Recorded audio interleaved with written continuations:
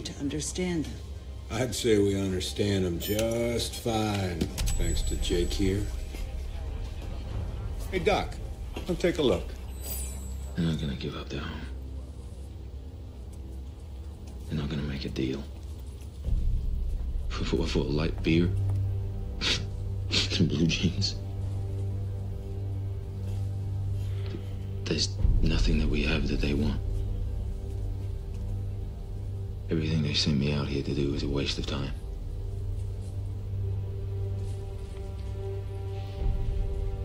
They're never gonna leave Home Tree. So, since a deal can't be made, I guess things get real simple. Jake, thanks. I'm getting all emotional. Might just give you a big wet kiss.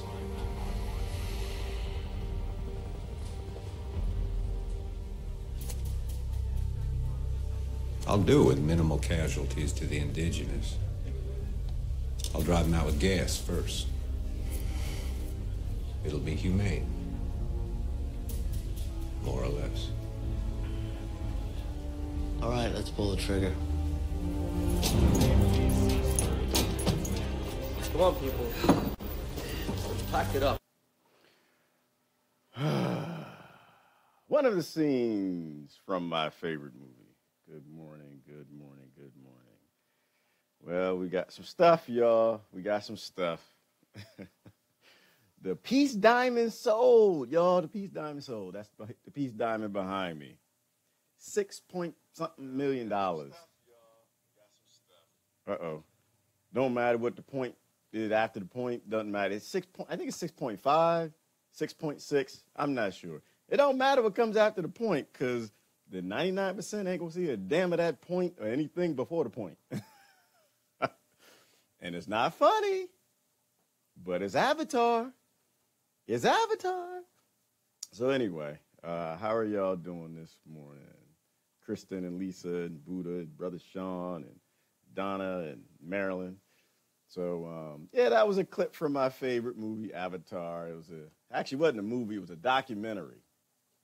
It was a documentary that explained what's happening all over the world for the informed, right? Well, actually, you know what? No, it wasn't for the informed. Avatar was for the people who don't understand. You know, it was for the people who, and at the time, maybe I completely didn't understand. In fact, now I don't even understand, but I'm understanding more every day. So it was a movie to get people to sympathize with those being colonized. And it did a great job because by the end of the movie, everybody was jumping up and down. Yay, Navi, we love the Navi, you horrible corporations. We hate the corporations. We just can't stand them. They're just bad, bad corporations. And of course, that lasts as far as the popcorn runs out. And the popcorn runs out and people run back to, yay, go kill the indigenous. Go kill them. Murder them. This is how it's done.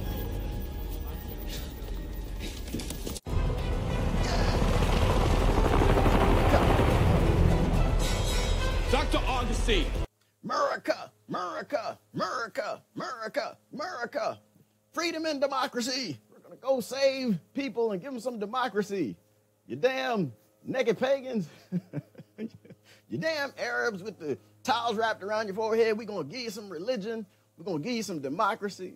So anyway, all right, I'm going to bring it down. We're going to talk a little bit today. Oh, Grace, you like my title? Thank you. Thank you. So, all right, let me turn that off.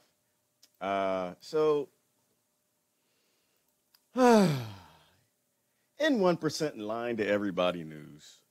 Before I run down, I found a decent brother I like, which I'm going to pay attention to. He had a great video I posted this morning. If you're on YouTube, you should subscribe to him.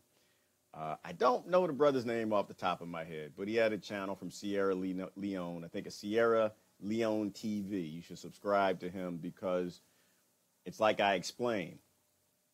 The same problems the poor people in Sierra Leone have are the same problems in every trailer park in America. The same problem in every ghetto in America. The same problem in every desert all over the Middle East. You got a crazy 1% government that are all corrupt.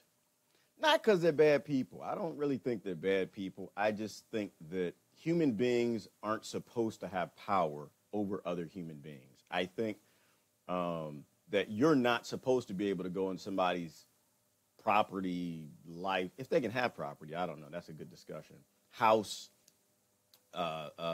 their wife, their husband, their drawers, you know. I think it's not your business what they do there. And I think when you give human beings power over what happens in their own lives, in their own personal space and what they're doing, we're going to have a problem. And everything comes down to, I forgot who said it, but everything comes down to colonies and colonizers. Someone telling somebody else what to do. And so anyway, the Peace Diamond, y'all. So the Peace Diamond was found in Sierra Leone. It's a couple years back. It was found by a pastor. And ever since the corrupt government of Sierra Leone, and by the way, Sierra Leone, that was the place where, I forgot who did the movie Blood Diamonds, but everybody got upset about it. Oh my God, the Blood Diamonds, they're murdering and killing people, and they're using the diamonds to give to the rebels, and the rebels is killing people. And the government's trying to save everybody. So first of all, I always like the whole story. I hate just getting part of the story because it's always a lie. It's always a 1% lie, right? So if you go back prior to Blood Diamonds, you have the one of the wealthiest countries in the world, has the most, I think it's supposed to have probably the largest supply of diamonds, and the most poorest people pretty much on the damn planet. Hold on, let me show you what our brothers and sisters in Sierra Leone live. So, and this gets back to the, okay, I guess what came first, the chicken or the egg, you know, what came first, I don't know. But when people live in immense poverty, bad things happen, right? Because when you put human beings in immense poverty, they need to survive. When you put kids in trailer parks, damn it, they're going to sell some drugs or they're going to rob some convenience stores because they shouldn't have been there in a impoverished environment. When you put kids in ghettos without food and water, and yeah, they're going to buck with the police and they're going to get into gangs and drugs. And same thing with Sierra Leone. It's the same story all over the world, even in the Arab world.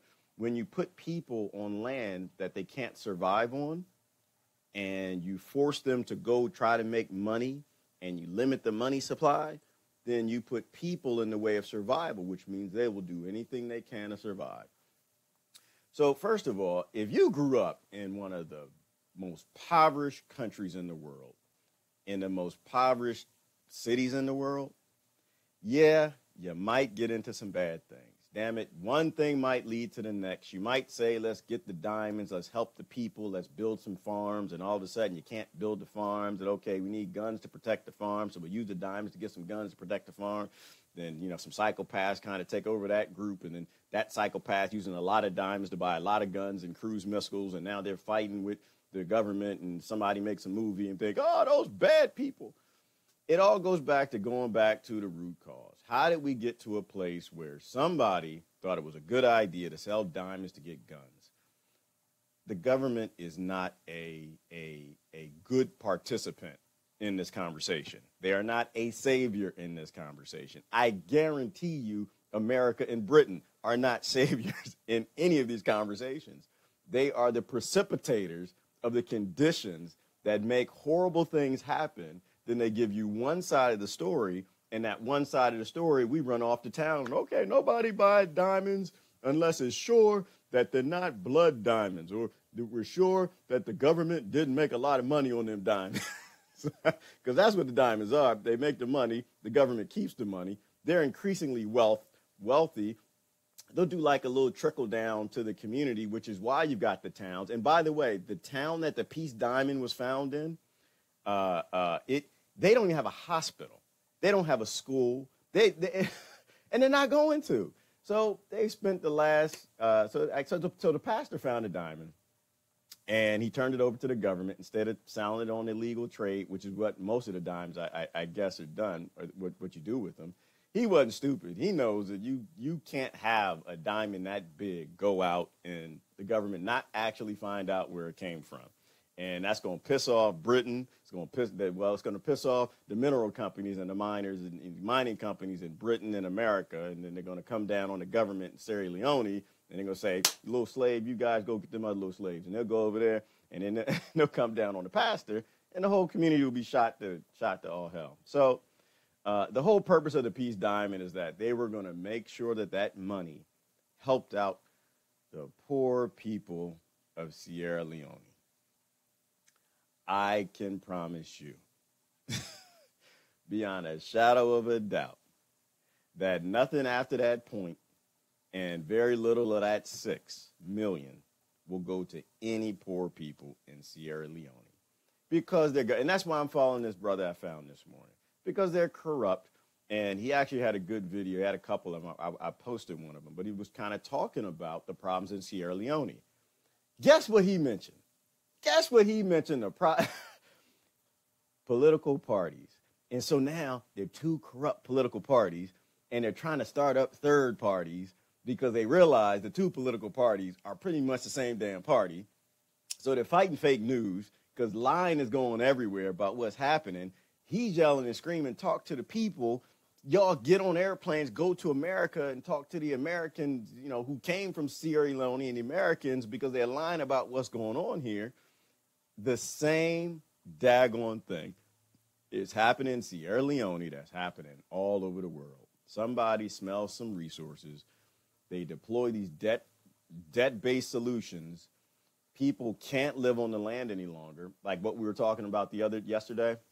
Was it yesterday, day before, someone posted who's that gentleman that came back, one of the colonists, the early pre-colonial guys to India who came back and said, the people are happy, they have land, they got food, they don't need us, there's nothing that we need. Remember that scene in Avatar where he said the same thing? He said, you don't have anything these people want.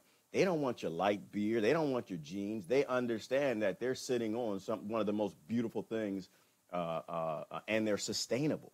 They don't need you. And so, of course, the corrupt elites, they want to be needed, and so they destroy, they didn't use drones back then, but they had horses and cannons and whatever, destroy the economy, destroy the towns, destabilize everything, and after war comes rape, slavery, and all types of power vacuums, and so everything's destabilized. Well, we're going to save you. We're going to put you on our debt-based currency system, and this is going to save you. So now people don't know how to grow food. They don't know how to take care of themselves. They're detached from their heritage and the proudness of living on that land. And you end up in a place where you're just like everybody else. You are a slave to a monetary system. And so, and this applies to, there was a story this morning. This applies to, what was I watching today? There was a story this morning, and it applies to, was it Italy? Hold on. Let me see if I got that queued up. There was actually, you know what? I'm off talking. I'm sorry. The things, they merge together because all of this stuff is the same stuff. It's all, the other thing that brother said that was deep. He said, politics is a virus. He said, don't get infected by the political virus. And so even the concept, because this is what we talk about, even the concepts over there are the same as over here. We say it a different way. We say that this isn't politics. None of the things that we talk about are political. We talk about human rights, saving human lives, and protecting children, which is what nobody in government anywhere that I've seen has any interest in doing. But they say don't be infected by the political virus. And so I think I'm going to start saying that. I think that's deep. And maybe if we all start to sync up and saying the same things, it'll help gel together. Maybe some of the people who still lost at 99%, I love the 1% land, that they're going to save us and all of that nonsense that they talk. So it's a virus, and it's infective. And I have to reach out to our brothers and sisters who understand this, and they still got family lost. And I praise and worship the 1% and pray. Sometimes I know sometimes I'll put religion in there. Some people, they think they're praising and worshiping Jesus, but they're actually praising and worshiping the 1%. But don't get the virus. Don't get the virus. If you're locked in a family like that, if you're locked in a workplace like that, you're locked in you need to find some people online. You need to find a community online that's talking about true things. And you need to link in with them because the virus is real. It's infective, and it'll get you. It is very, very real. So let me show you this news clip. Hold on, I got my phone in the wrong spot. Oh man. We're gonna make it out though, y'all. We're gonna make it out. But you gotta find people who are talking about true things and don't be infected by the lies. Really the mainstream media and all the news there. Let me get this queued up for y'all so we can watch a little television. Well, this isn't television. This is like highly selective news articles that I think are important versus the crap that just isn't. Sits in a secured room, glistening and ready for sale to the highest bidder, and possibly help the people of the village far away where it was found. This is a 709-carat diamond, thought to be the 14th largest diamond ever discovered. It was auctioned for $6.5 million in New York, but it was about more than the selling price. I think the true value of this diamond is the symbolism and the meaning behind it. But to fully appreciate this gem and realize why it's called the Peace Diamond, you have to look at where it came from. Where did it come from? Here, in the village of Koryardu in Sierra Leone, a place so poor it has no electricity, water, school, or hospital. It was a pastor who found the diamond in the village, and he was in New York for the auction, and still at a loss for words on what it was like to find the diamond. It was amazing.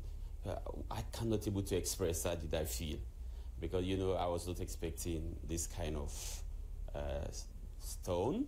He decided to hand it over to the government, a rare decision in a country where diamonds are abundant. He didn't decide to hand over nothing. he didn't decide that. You go ahead and discover some oil in America and decide to not hand it over to some oil company. See what happens to you. You decide to discover an herbal garden in your yard and decide not to hand that yard over to the DAPL pipeline or whatever pipeline is coming through your own eminent domain. You decide to go ahead and keep grazing some cattle in your land with the Bundys and Lavoy Fennekom and them and not stop grazing your cattle. You go ahead and decide to move to Waco, Texas and open your own little cult, whatever you're going to do, and live by yourself and don't think that somebody going to come. And you go ahead and decide to tell somebody with a gun, with the police, what to do, when they do, how they going to do it when they pull you over. You go ahead and decide to do that. They don't decide to do those things like we don't decide to do any damn thing over here. We do precisely what we're told or we are murdered. Okay? We're murdered and put in cages. So they got the pastor touring. And I think he's probably, if he's a pastor in that little town working with those people and he's mining like this, he's probably a regular cat like you and I. But the issue is when you're living within a corrupt society that's placed there by our corrupt society, they're going to do what they're told, just like we do what we're told. And so none of that 6.5, 6.6 will go anywhere near those villages. Maybe they might like $5 or something.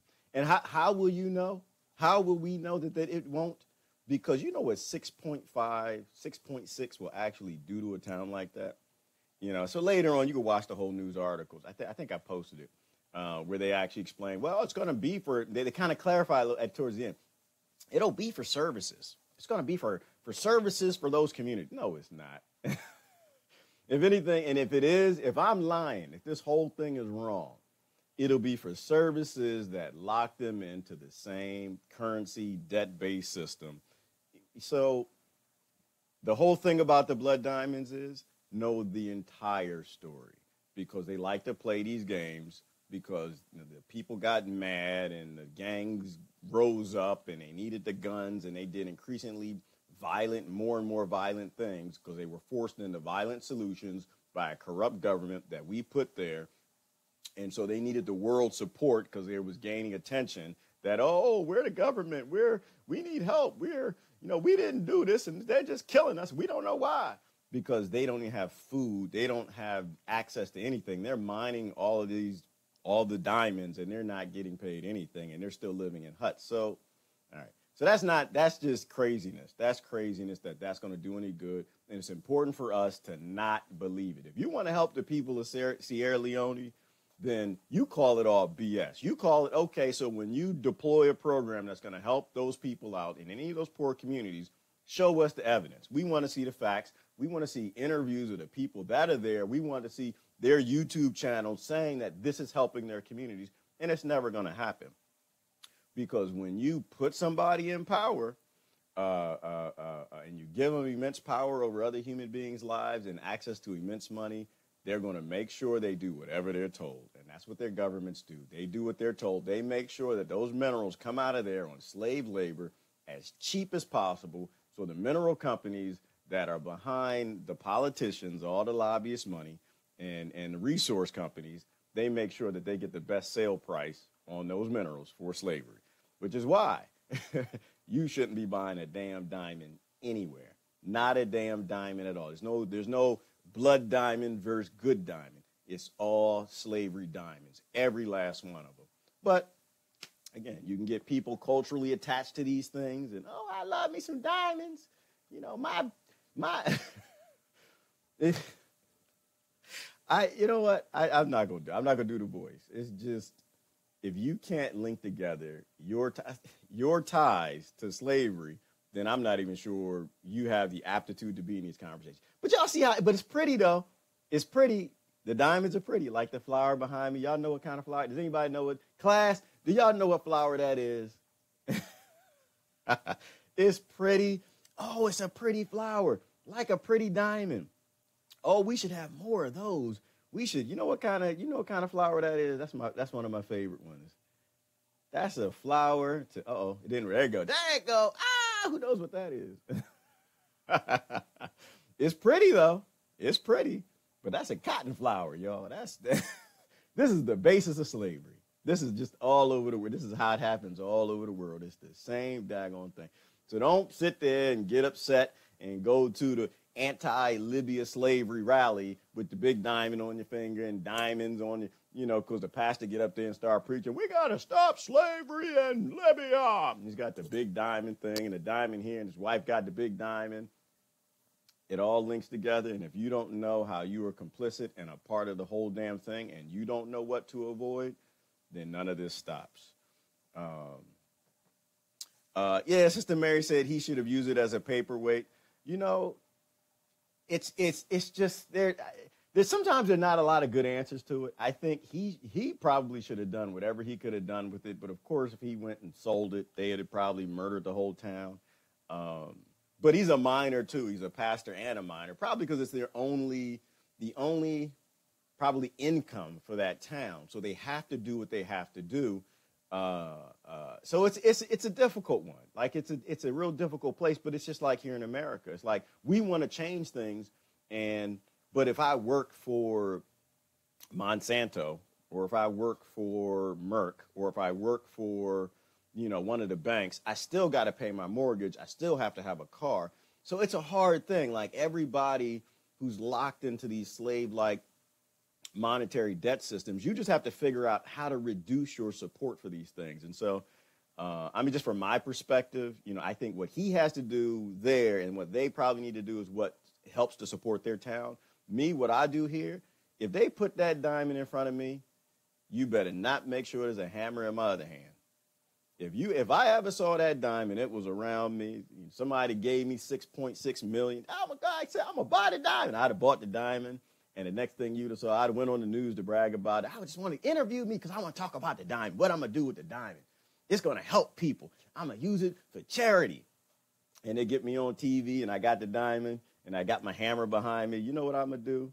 I'm going to smash the hell out of that thing. I'm going to say, I'm going to do something that's going to help everybody understand around the world how to help people. And I'm going to smash the hell out of that diamond. And, of course, whoever gave me the $6.6 million be mad as hell. But it makes the point. We have to smash these diamonds, y'all. Where you can, you have to stop supporting this nonsense. Where your friends, they try to call you out. You need to call them out on in a loving way, not the ignorant call out stuff, but explain to people how they're complicit with all this. You don't need to buy the fanciest car. Maybe you don't need to buy a new car.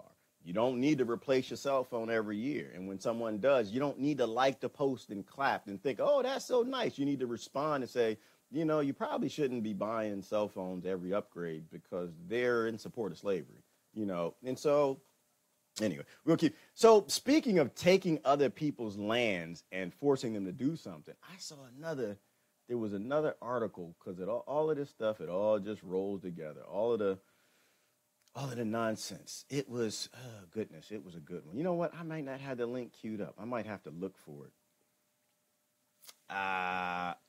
Nope, I don't have the link, so I'll just talk about it. There was people were fleeing into Europe, and for some reason I want to say it's Italy. And what they were doing, and I'll look while I'm talking about it. What they were doing is they're like hiding under trucks. And trying to get over the border. Does that sound familiar? They're hiding under trucks and they're trying to get over the border into Europe. They're trying to get into European countries because they're fleeing their countries. And why are they fleeing their countries? Well, obviously because there's bad things in their countries. The debt to whatever monetary system that we colonialized and we deployed into their countries are less conducive to human life than they are in ours. And so, here we go, right here. I got it. Hold on. We're going to watch this. See if I got the country right. I'm getting old, y'all. Sometimes I say the country's wrong. It happens. And so, but it's the same thing. If it sounds familiar to you, you think about America and you think about the immigrants and, we got the immigrants and we got to stop them. And they give you this narrative that, they're taking your jobs. But in reality, they're not taking your jobs. They're just trying to get out of their damn country because we have a lot of ignorance that we deployed there with the war on drugs, and they're just trying to escape the disaster that they did there, the same people who did the disasters here. And so check this out. Can take days. And this is no way to do it, hidden in airless cargo containers or clinging to wheel arches just inches from certain death. All those people which are trying to hide under the truck or inside the cargo, it's very, very dangerous for their lives. And for them, it's a matter of life or death to travel to Europe. For all the hundreds, perhaps thousands of times that young men like these try to stow away aboard these trucks, the success rate is infinitely small. For all the effort, for all the risk involved, it is a largely futile act. Yeah, I was on the car park. I already got 3 guys out because another driver informed me that there were immigrants around. So what, you'd already found 3 guys on board your truck? Underneath, I crawled underneath and found 3 guys. In the past year, after the borders of Europe were closed to refugees, the Greek port authorities say they've seen a 4-fold increase in the numbers, perhaps 1,000 a day, trying to stow away aboard ships bound. See, it's the same thing. I'm not going to play the whole thing, but it's the same thing. It's the same exact thing. You would think that that was America. You would think that that was along the Mexico border, but it's not. It's the same. When we deploy this monoculture to every single country for the diamonds and everything else we're doing, oil, whatever, the countries get destabilized, and you are going to do what's right for your family. You're going to do what's right for your community. You're going to go and try to make an income to support your family. And this is why the currency systems have to fall. It's the same thing. Sister Grace said, big, fast money in a community can be like a natural disaster. It can. It can, which is why there never should be big, fast money in any community. There shouldn't be money in any community. Like, the more and more I think about this, like, think about if someone did a home invasion in your house. You and your family sitting in the house. Somebody does a home invasion. They come in, they start knocking stuff over, tie y'all up, and you're doing whatever they want to do. Maybe they begin to rape your wife or your daughter. And you break out of your ropes and you start to fight back. Are you the terrorist? Is that some terrorism that you're stopping somebody from raping your wife who broke in your house? Can you actually be a terrorist in your own home? Can you be a terrorist on your own land that you bought? This is how I think we get somewhere, is we start to apply the nonsense that they say against, we apply it in our lives in a realistic scenario in your own house. There are no terrorists anywhere in this world. There's no terrorism. You have poor people who are probably doing they probably initially didn't start doing really horrendous things. They started doing things to try to survive and to try to get the colonizing forces out and their corrupt governments out of their own neighborhoods and their own communities. One thing leads to the next. It escalates, and now they're terrorists. They're not terrorists. They're poor people doing horrible things, no less horrible than the things we're doing and eviscerating their children with drone bombs. But that's how this is. And this is why I don't think adults, like intellectual thinking adults that don't have the political virus, I gotta use that political virus, they don't take sides in it. They don't take sides in any of this because there are no sides for the intellectual. So the other part of my the other part of the title there is Jesus is turning over in his UFO. Yeah, he is. Jesus is turning over. That brother is just rolling over and over and over because we have lost our ever-loving minds. First of all, I say that for a couple reasons. One, because people think, what they think the Bible is the word of God. No, I'm sorry, folks, it's not. The word was Jesus, according to the Bible, and Jesus didn't become a book that men wrote on and they stick in hotel drawers. Jesus, and this is what I believe, being something that we don't understand, went back to a place we don't understand. He is not in a book. Don't worship the book. So he's in a UFO flying around. Something like that. But I joke with it. I don't know. He's turning over because the people who claim that they love him are doing all of this evil stuff. They're in support of it. They're the ones in support of all this murder that's happening all over the world. So he's turning over. But he's turning over for a new reason as of yesterday, y'all. Let me show you that.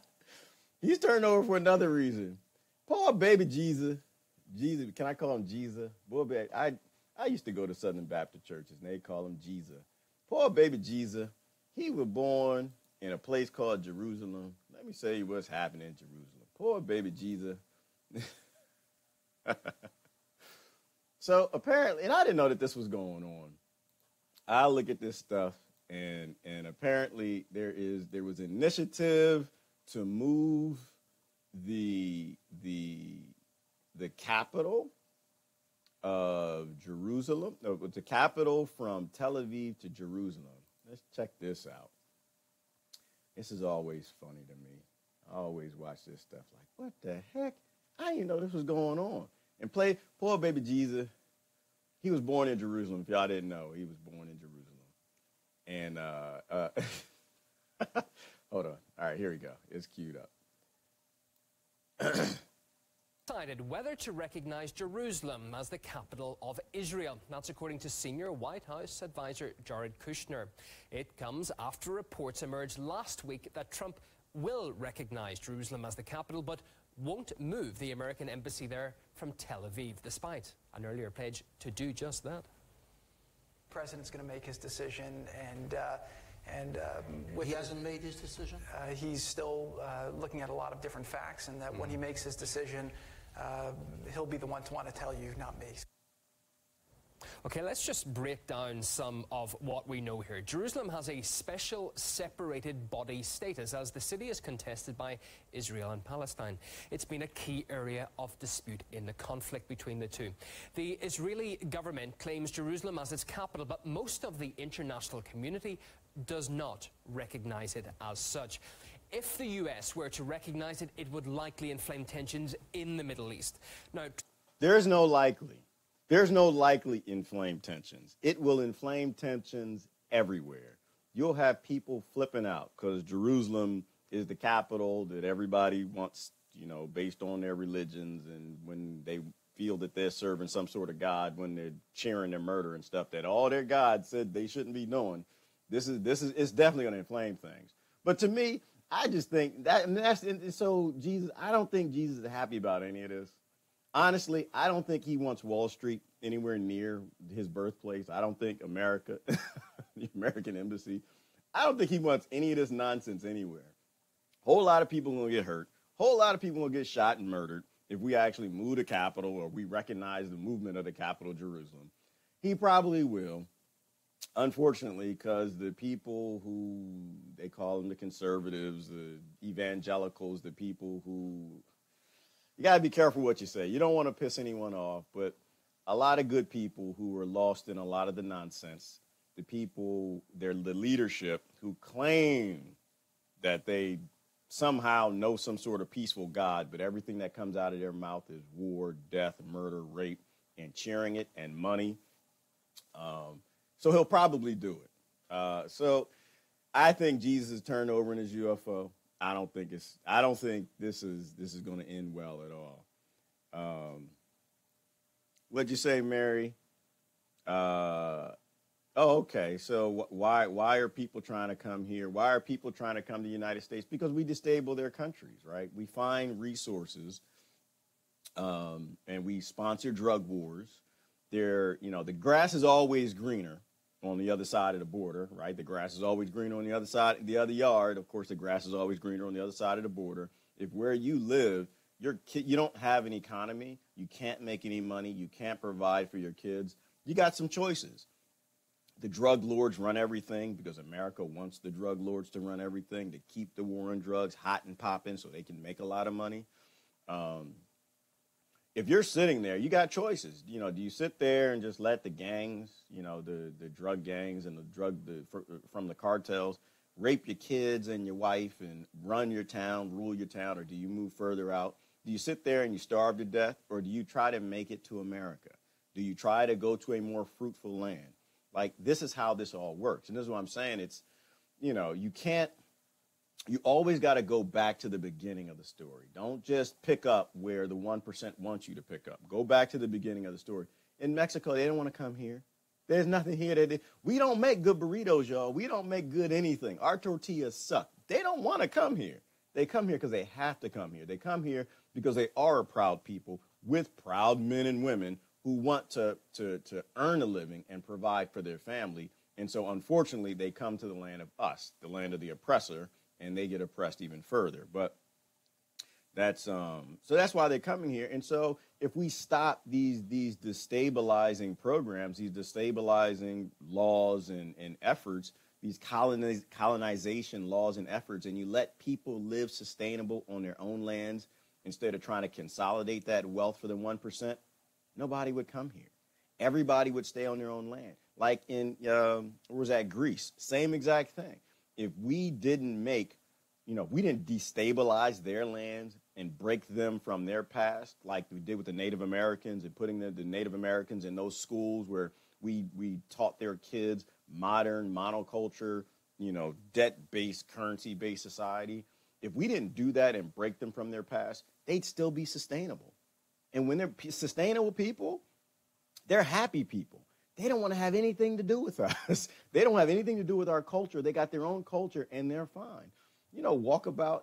I was looking at walkabout is in Australia. They just walk about on the land, and they eat the grubs, and they eat stuff. They'll just walk about because there's so much food where they could walk about for weeks and months at a time, and there's enough food that they can find on their land all over Australia that, there's nothing to worry about, And so, another myth I want to kind of dispel. People, when we start talking about getting rid of money, they start talking, well, people are lazy. People won't do nothing. People are, maybe a lot of lazy. I think you're seeing the side effect. What do people do when they get home? They sit on the sofa, do the Al Bundy, get your hand in your pants, and you're watching football or something. People are lazy. People aren't lazy. I think people who are depressed want to rest a lot. The weekend comes around, they want to sit on their butt a lot because a lot of people are depressed. Some people get it and they want to go and go for a ride in the park or go for a run or hike or camping or something. Depressed people seem like they might be some lazy people, but that whole movie Wall-E and all of that's a lie. People are driven. Happy people are driven. When you raise kids to be happy, they're driven and they always want to do something. It's like, what was the other thing that happened in the news this morning? It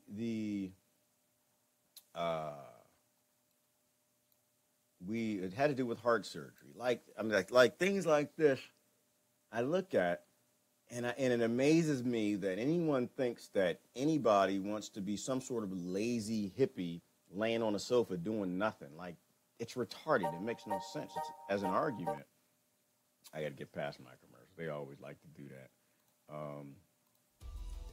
It's been 50 years since the world's first successful human heart transplant made history. How far have we come since that medical milestone? And what beating heart technology will help shape the future? This is Inside Story.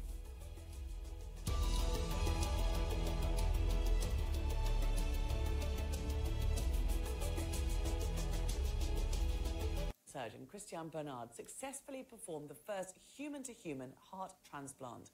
Since then, thousands of lives have been saved by this groundbreaking technology, mostly in developed nations. We'll get to our guests in just a moment, but first, Tanya Page looks back at this historic surgery. Okay, so you look at technology like heart surgery. Like, I'm not going to pay the whole thing. I just want to give you a piece of it. So, but it's fascinating, right? We like to create things. We like to build things. We like to do things. And so when you raise people and they're happy, they're enjoying life, they want to make things to be happier. They want to make things to help people. There are people who, like, if you look at a daycare and a toddler, do you ever go to daycare and the kids are just sitting around? They're just sitting there on a chair, not doing nothing.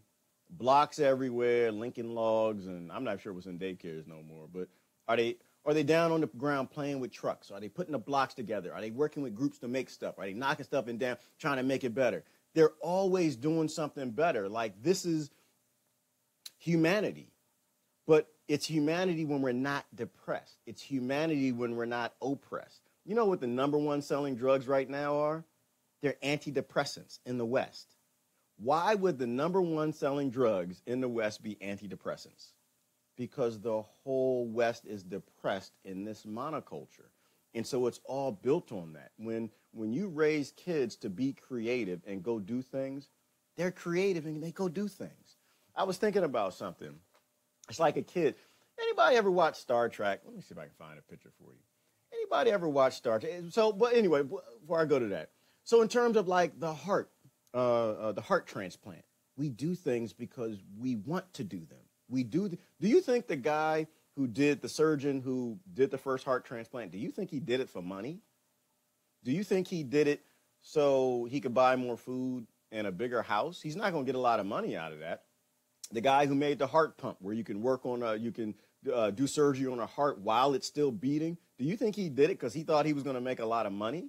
And he worked, most of these guys, they work for corporations, and the patents, the intellectual property is owned by the corporations they work for. They're not going to make a whole lot of money on it. The corporations are. But do you think they did it because they're human beings? Not everybody. There's some greedy inventors out there, but the truly passionate people, I think if you really think about it, there are people who do stuff because they just love to do it, and they'll keep doing it. As long as they got food, a house, a place to stay, they'll keep doing it because that's what creativity and passion and development does. It gives you this sense of drive, and you add to that a dose of this is helping people and it's going to save lives. Oh my God. Those of us who like to develop things, we'll never stop because giving a gift makes you feel good. And this is why I always go back to that one truth. Human beings are not violent creatures. If we were violent creatures genetically and we did that violence for 200,000 years as we evolved, then when we did violence, we would have some sort of reward system for it. We don't. When you do violence and you fight with someone, you feel like crap. When you give somebody a gift, it makes you feel good. Biologically, our body is encoded to give. And so in giving and developing these technologies, this is what people will do. So the greatest argument for keeping a monetary slave system that encourages rape, war, and murder all over the world, that people will be lazy and they won't do anything, you were one of the most special, I was going to say another word, you were one of the most special people on this planet. You must never have been to a daycare, a school, or anywhere where there is no money, but people just do it. You know, a gifting society, your family is a gifting society. Come Christmas time, everybody's giving each other gifts. You know, it's not an equal exchange. It's a thing of trust, and you're just doing something because it makes you feel good. So I don't want to, you know, when you leave people alone, people are happy and things get developed. This whole idea that we have to stick with a monoculture monetary system, feeding all of this money to a 0.01%, or we won't do anything, it's all a lie, and it's always been a lie. They just tricked everybody. I was thinking about something. I'm always thinking about something. I don't know. This brain does. I was thinking about something this weekend.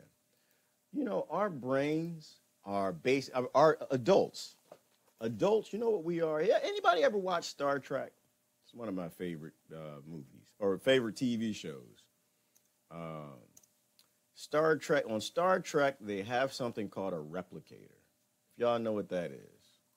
Replicator is something that it's a technological device, and you talk to it and you tell it what you want. You go up to it and you say, tea, Earl Grey. And tea, Earl Grey pops out of the replicator, you know, because everything is carbon-based, right? You go up to it and you say, diamond, you know, 6.7 ounces. And it takes carbon and it forms into a diamond and it comes right out of the system. And so let me show you a picture of this. This was, and I'm a Trekkie, or I used to be a Trekkie a long time ago. I do believe in the Star Trek economy. I think we have to go there. Here it is right here. Here's a replicator. That's a Klingon. He's going to the replicator to get his, I'm not even sure what that is. You probably don't know what that. Klingons, they ate some really special stuff. So adults are replicators, right? Why? Because as children, what do we say? Mommy, bye-bye. And mommy goes get the bottle. We say, Mommy, I'm hungry. Mommy, go get some food for you. I want grapes. We go get. Why are kids happy? Why do kids play? Why are kids so creative? Why do kids like to do things? Because they have replicators. They have an automated system in their house that provides the food that they need. That provides, you know, toys to play with, things to do, to be creative with. Human beings, when you go to someone's house, who is the busiest people in the house? When you go to the house, are the adults running around with the Lincoln Logs and making Legos and playing stuff, putting together? Well, maybe if they're doing psychedelics, maybe they are. But when you go to someone's house, the busiest people, I got stuff to do. Damn it, I got dolls, I got G.I. Joes, and the kids are running around the house playing. They never stop. They're always doing something. Why? Because they have a replicating system. They have the ability to focus on where life is taking them, where their brain is taking them, the things that they should focus on.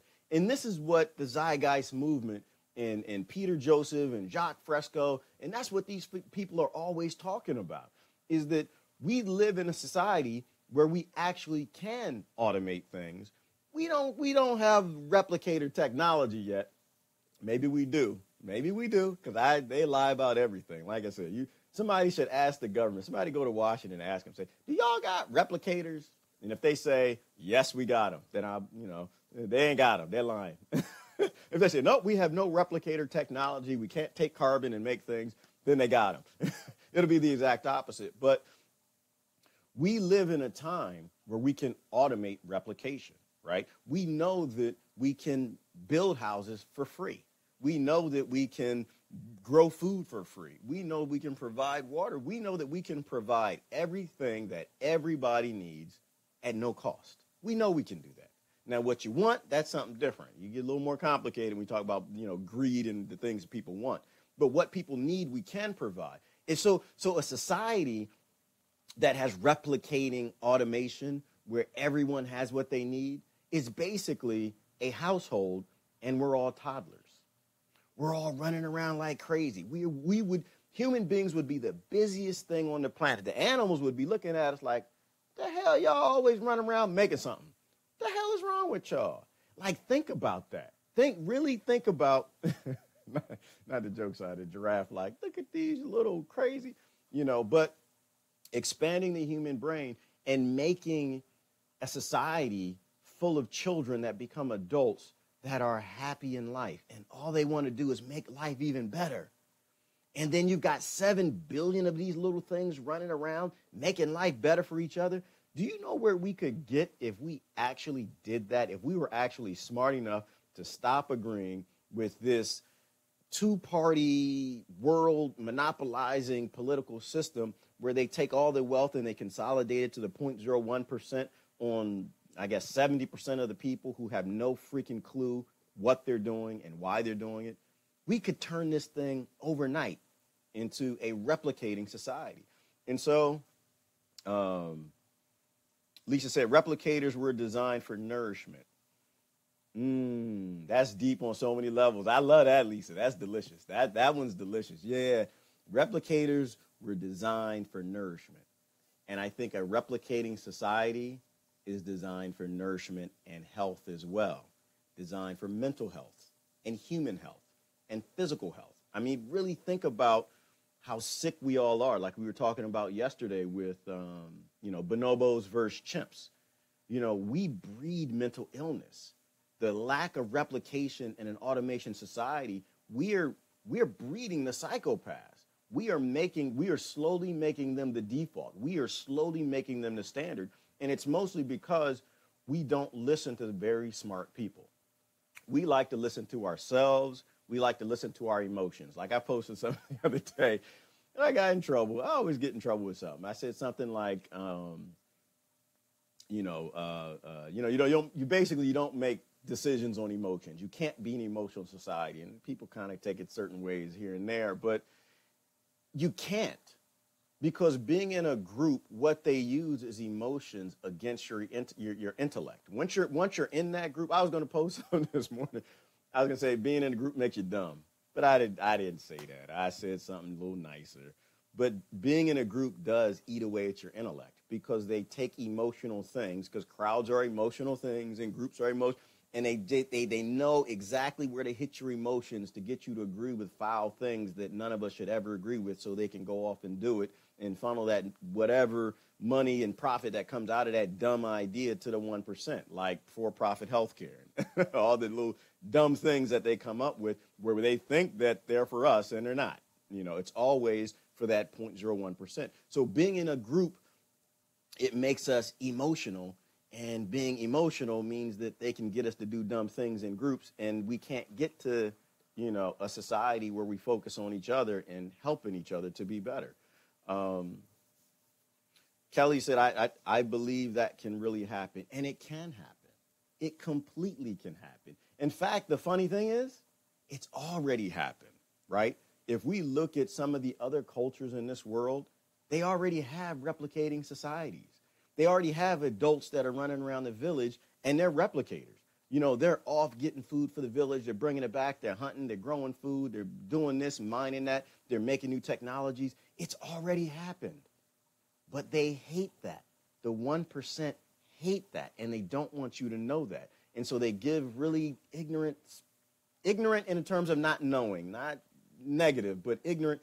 They give these talking points to ignorant people to push back and tell you things that, like, oh, human beings will be lazy and they won't go do anything. And all the modern development, everything that we have came from the monetary system. That's a lie. And it's always been a lie. If that were true, we never would have got to a point where we had an industrial revolution. We got to a point where we could have an industrial revolution because people have always been developing things. Because look at the movie Jurassic Park. Look at the movie. We do things because we can. We don't do things because we can control them. We don't do things because we can make money from it. We do things because we're like, you know what? Damn it, I think I can do that. And somebody else says, no, you can't. And you say, yeah, I can. I think I can do that. No, you can't. And then you go do it because you want to see if you can do it. And you come back and say, damn it, y'all, look what I did. I did something. It's like the macaroni necklace. The kids with the macaroni necklaces, the kids. The kids, they go to school, they make the macaroni. They're all excited to get macaroni, and they're putting it through, You know, it's all probably GMO hybrid wheat and stuff, but they got the needle and they're putting it through the thread to make the macaroni necklace. They're so proud. They tied it together. They did it themselves and everything. Then they come on, they get off the bus, and they run home. Oh my God, I can't wait to show mom and dad. You know, you come home from your job, you're tired and whatever, you walk in the house. And you don't even see the macaroni necklace yet. You don't even see it. You just see a child jumping off the bus, running up to the house, because they can't wait to show you a damn ugly, ugly, dried up macaroni necklace. But they're so happy they did it because they could do it. And we as parents, we melt. The most ugly things on the planet, the most ugly things in my house have the most value to me.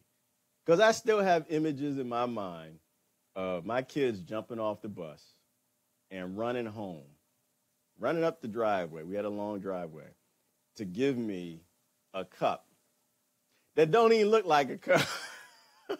I have to show it to you. I'll show it to you all one day. And I will end on this one.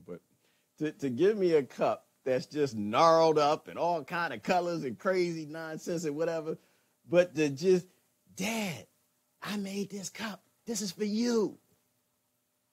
Man, that I'd throw away every cup. I'd break up cups made of diamonds for the cup that my son gave me.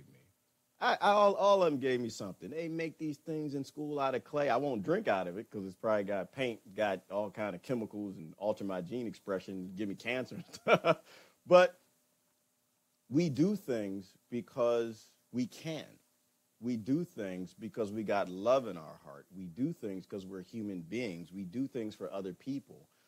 And so anyway, I'm not going to belabor that point. It's just that we have to, oh, I'm sorry. I jumped off the comments. Then I had to see if I caught my last comments. Then I'm going to go ahead and go. Kelly just said, Rupert Sheldrake, in his history of formative causation, big word, y'all, talks about how when one person does something, it contributes to all people and more likely, or when more easily able to do it. Yeah, you know what? That reminds me, Kelly, of there was a great example that Jacques Fresco gave. And he talked about how there is nothing new, right? There are no new ideas. There are no inventions. And this whole idea of patents, it delays human technological evolution because there's nothing that's really patentable, that we're always standing on the shoulders of giants. And when it comes to thought and it comes to technology, like, you know, his example was it's on YouTube. His example was the television, right? The television. So he said, you know, they went to China and there was a guy that had, I think it was just candles at the time. And they would have a candle and they had a picture in front of the candle. And so it was a glowing picture. And it's like, oh, that's a glowing picture. That's pretty, you know. And I'm going to mess it up. But that's what I do. I mess stuff up. And then someone took that and they added another picture to it so that you could flip it and the picture, it would look like it would move. And then someone else took it and they added a wheel to it. So they had a couple pictures that could flip around and it looked like it was a lady dancing in front of the candle, you know, and then it makes it to Europe and someone takes it and they put a light bulb behind it instead of that. And they'll put 20 pictures. And so now you got like a little motion thing that's playing. And so you've got all these inventors and this walks all the way up, you know, to modern digital television and digital cameras. But none of it was, you know, but the whole step of the way, you know, I did that. You know, that's my macaroni necklace. You know, that I didn't made that television. I made the HD camera. This is my thing. I made the 3D TV. Me. And we get locked into that psychological mental illness mind screw for profit because we're indoctrinated to believe that we should develop things for money to make the 0.01% wealthy and to acquire as much of that as we can. And this is one of the things that's screwing the human race and from evolving, because we're always focused on the acquisition of wealth, which is taking something from somebody else, standing on the shoulders of others, which is completely wrong. And so based on that, I have to look at what Rupert talked about, Kelly. I appreciate that, sister, because patents shouldn't exist. There is nothing that is patentable, nothing. There is no copyright on anything, I think, that makes any damn sense, because a copyright or a patent effectively is saying mine. Mine, mine, mine, mine, mine. That's all it's saying. And that's one of the most special, people in the room. I did it. This is mine. I, it's mine. You can't have it. And if you want to use it, you got to pay me for it. So, but anyway, we went a couple places this morning. Hey, Sister Jerissa, I'm sorry. I was just wrapping up. We had a great talk. You can start over back at the beginning if you like. We talked about the peace diamonds that ain't gonna bring no peace, and we talked about Jesus turning over in his UFO, because people who say that they love him are in support of everything he stood against, and a few other things here and there. So, but anyway, listen, y'all, I gotta get to it. I gotta go pick my cotton and do my stuff. It's been wonderful hanging out with y'all this morning. I appreciate y'all's support. Have a good day. I appreciate the shares and the comments. I read them all later. And love y'all. Always stand for the truth. Always speak the truth. And always get to the bottom of things. Never jump in the middle of something. Never focus on the side effects. Always focus on the root cause. And get rid of your support of the ills of humanity that should not exist. Bye-bye.